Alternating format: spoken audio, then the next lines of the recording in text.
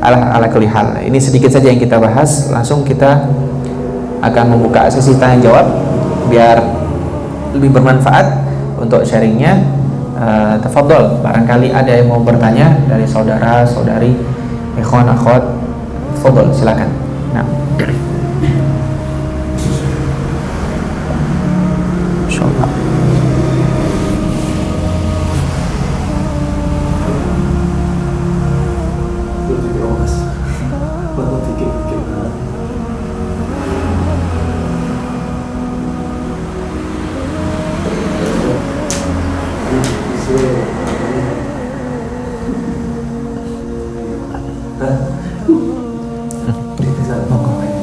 Silakan. Maaf, tapi ini di luar Konteks. Iya, enggak masalah. terkait ini Ustaz, terkait riba. Riba itu sebenarnya yang seperti apa dan zaman sekarang itu bentuknya bagaimana Ustaz?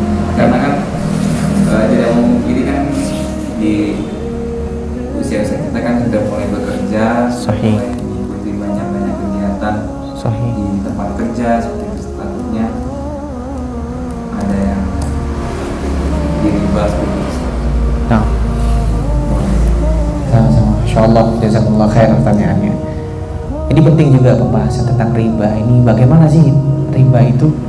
Jadi riba itu apabila ada jatah lebih yang harus kita bayarkan atau kita terima dan itu di luar daripada hal yang masuk akal. Misal kayak beli pulpen. Kita beli pulpen harganya 2.000, terus kita jual 2,5 masih masuk akal. Kalau kita jual 4.000, nah itu baru namanya riba lebihnya. Pulpen harganya 2.000, kita jual 4.000, 2,5 masih masuk akal. 3.000 oke lah, boleh sama ongkirnya. Tapi kalau udah 4.000 atau donat,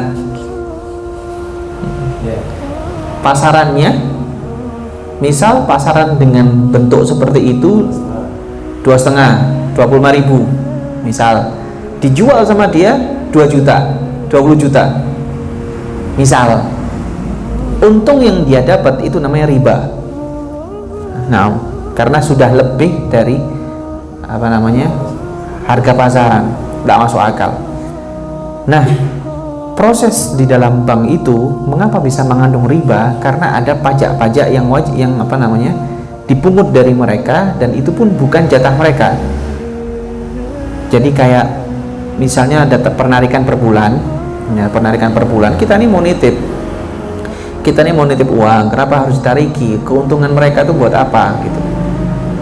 Bukan kewajibannya kita sebenarnya buat memberikan kelebihan itu. Makanya di bank itu dikatakan harta-harta yang riba gitu. Ada hal-hal yang lebih yang mereka terima.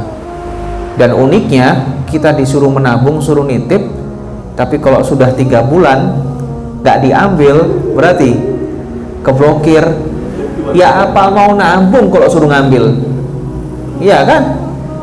Celengan ayam saja kalau kita ambil setiap bulannya itu berkurang, nggak jadi nabung. Namanya nabung itu ngumpul uangnya sampai banyak baru diambil. Baru 3 bulan diblokir. Ini niatnya apa? Mau nabung apa enggak sih? Kan bingung gitu. Oh, saya mau nabung. Nah, saya bikin ATM buat nabung. 2 ATM saya terblokir. Nggak kepake memang karena buat nabung loh, disuruh nabung. Ya. Kalau sama-sama ditarik yang mending pakai celengan ayam saja gitu ya. Alhamdulillah. Nah, adapun pekerjaan kita yang memang mau tidak mau gajinya itu lewat bank, maka masuk dalam kaidah ad-darurat tubihul mahdhurat. Hal-hal yang darurat itu bisa menghalalkan hal-hal yang haram, tetapi hanya sewajarnya saja. Jadi kita pakai bank misalnya, oke, saya tidak nemu tempat buat menyimpan uang sama sekali karena di rumah misalnya rawan hilang atau gampang diambil sama tuyul misalnya. Itu banyak sampai sekarang tuh di dekatnya rumah seperti itu. Kalau uang nggak dikareti ya, itu nanti berkurang satu lembar itu masih ada, bukan karena istrinya yang ngambil ya, tapi memang hilang gitu. akhirnya diselawati, ditulisi Masya Allah dan sejenisnya, dititipi di bank aja, mungkin karena butuh, atau karena kalau ndak buka rekening gaji ndak turun, ndak masalah, secukupnya itu aja. Tapi kalau sudah lebih dari itu jangan. Atau kalau pengen lebih dari itu maka ahsan, lebih baik pakai bank syariah.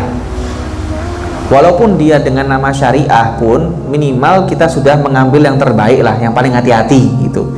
Kalau nanti ada apa-apa yang tanggung jawab yang ngurusi banknya. Kalau kita sudah ngambil yang paling hati-hati, bank syariah begitu. Nah, walaupun masih kalau hitungannya belum syariah betul, karena nggak boleh ada potongan sama sekali sebenarnya. Ya, nggak boleh ada. Tapi BSI masih ada. Tapi mau nggak mau memang seperti itu, ya sudah, nggak masalah. Nah, tapi kalau mau bersih dari riba 100% di keadaan sekarang ini sangat sulit ya kan, sangat sulit. Makanya kita banyak-banyak bersedekah, mensucikan harta kita itu dengan sedekah. Tahiru amwalakum bisadaqah, zakku anfusakum bisadaqah. Bersedekahlah agar harta kalian menjadi suci. Nemu orang dikasih 1.000, 10.000, atau misalnya bayar parkir, ya udah diniati sedekah, saya bayar parkir buat mensucikan harta saya, begitu ya. Walaupun terpaksa, itu jadi hitungannya sedekah daripada ngamuk-ngamuk. Ya udah kasih buat mensucikan harta kita, begitu. Nah, tapi kok cari yang bersih bener-bener sulit. Hatta ke money changer, tukar duit pun juga keuntungan mereka bahkan lebih besar. Tapi kita kadang butuh untuk tukar uang, mau gimana lagi, gitu. Keadaan sekarang ini masuk dalam ranah darurat lah. Orang mau lepas dari bank itu hampir mustahil. Bahkan sekelas kiai-kiai saja pun tetap ujung-ujungnya bakal butuh bank untuk pondoknya, untuk yayasannya bakal butuh, entah buat donasi yang besar atau entah buat urusan kemasyarakatan, itu pasti butuh.